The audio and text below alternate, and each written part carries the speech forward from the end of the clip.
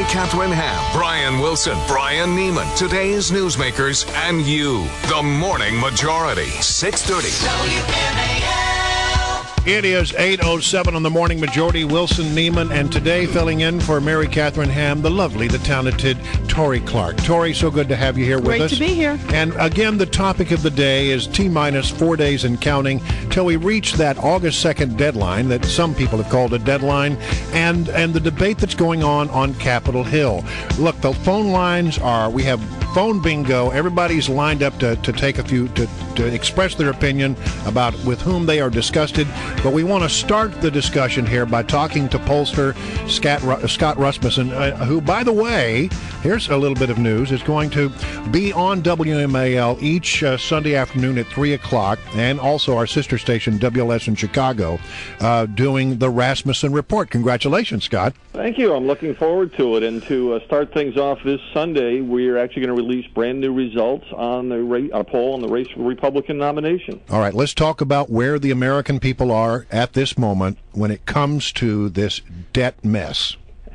You know, they are angry and disgusted, and you probably can't find enough words that we can say on air to talk about the attitudes that people hold. And they're looking at all the politicians like the boy who cried wolf. They just don't believe anything. People are being told that there's going to be a default if we don't have a deal by Sunday, but people expect the debt ceiling will be raised. Only 18% think it's unlikely. Wow. People are being told the debate is how much to cut spending. Most people believe there will not be any kind of a deal to significantly cut spending before election 2012. And even if there was a deal, most say they'd never deliver on the spending cuts anyhow. So that speaks to the Tea Party's position, right, which is, you know what, nobody believes there's a real cuts and we need to go even further. So does that mean that the American people support the stance right now by Tea Party Republicans? You know, the American people are concerned about the default potential because 69% think it will be bad for the economy. And there is a sort of a fear out there because there are no good options. Even if you took, the proposals that are being floated, spending will be higher next year and the year after than it is right now. So there's a sense that the trend we've been going through since 1954, government spending increasing every year, will continue. The debt ceiling is not going to change that. What will change it, perhaps, is another election cycle.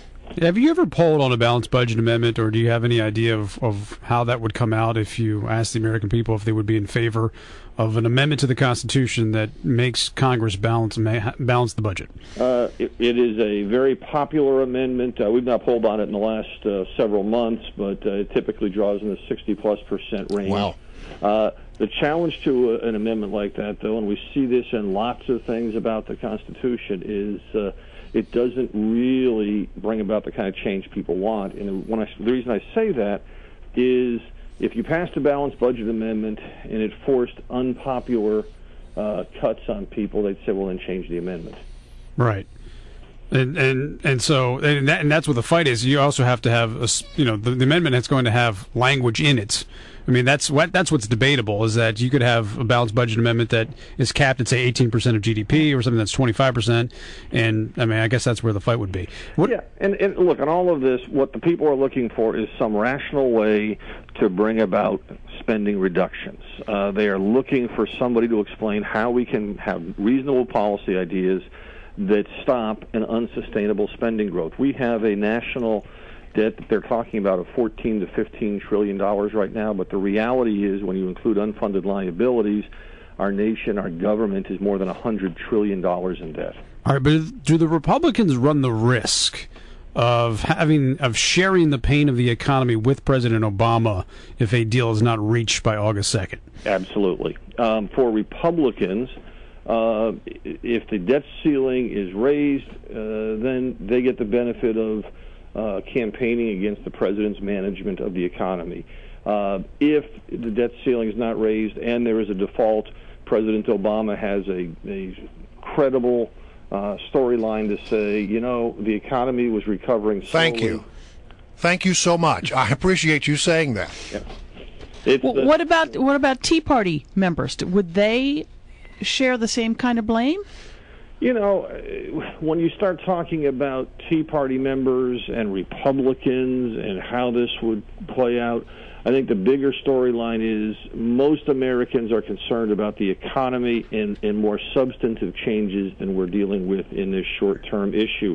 There will be other opportunities to talk about how to show a commitment to spending cuts, and so they would have to take advantage of that. But right now, if there is a failure to raise the debt ceiling and there is a default, whether it's right or wrong, it will hurt the Republicans from a political point of view in 2012. That seems to make sense, but I wonder if the Tea Party candidates couldn't say to the folks who elected them last time, say, hey, we thought no deal was better than a bad deal. You told us no more bad deals, no more business as usual, so we went for no deal. That might work in their favor. And in some districts it will. Right. You know, in terms of individual candidates, everybody has a unique situation based on their promises and their district. But in terms of the overall political dialogue, it would be a drag on the GOP. And again, I'm not advocating that it's a good thing or a bad thing to do. It's just it gives the president a talking point. Right now, the president is struggling with unaffiliated voters. Most disapprove of the job that he's doing. He's getting very weak numbers for handling the economy. And, you know, the most telling number of all has nothing to do with the debt ceiling debate. Okay. It is the way people feel about their personal finances. Just before Lehman Brothers collapsed, 43% of Americans said their finances were in good shape. That was the fall of 2008. When President Obama took office, it had fallen to 35%. People generally were hoping their situation would improve with a new administration. Instead, today, only 31% say their own finances are in good shape. So it's been sinking.